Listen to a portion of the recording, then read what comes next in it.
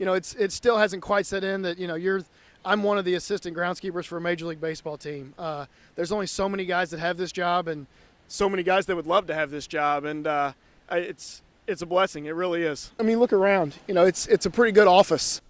And on July 10th, Curt Mays' office will play host to the grandest spectacle in baseball, the Major League All-Star Game, putting his work on display for an entire nation to see.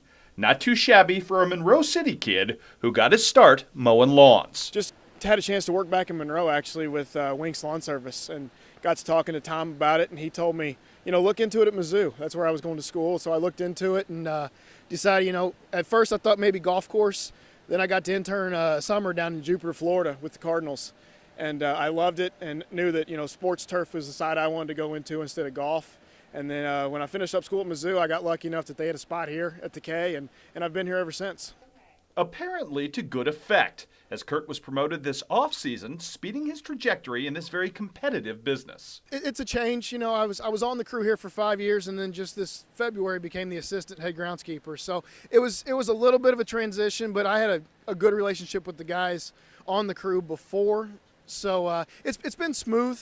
And as fate would have it, Curt's promotion opened a spot on the crew for the hire of another tri-state product, Liberty's Craig Berry, who on this particular morning is repairing a pitcher's mound destroyed the night before by All-Star Justin Verlander.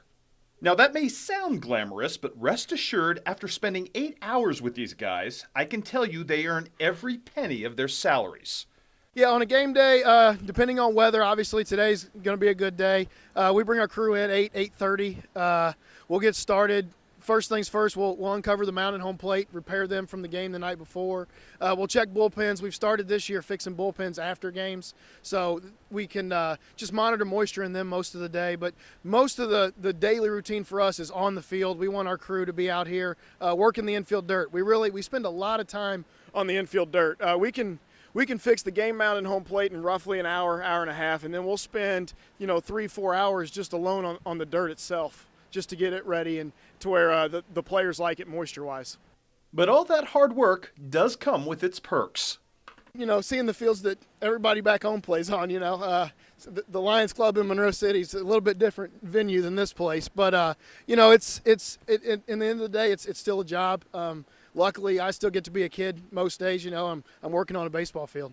Calls and texts, people saying, hey, field looks great. Saw it on MLB Network, saw it on ESPN. It's things like that it's pretty cool. I've been told many times that I take it for granted some days, and I don't know if granted the right word, but you just don't I'm here working, and this is my job. It's a big office, obviously, but you do. At some point when some of the guys are in town, the teams that come in town, the players that you meet, it's like, okay, that was pretty cool.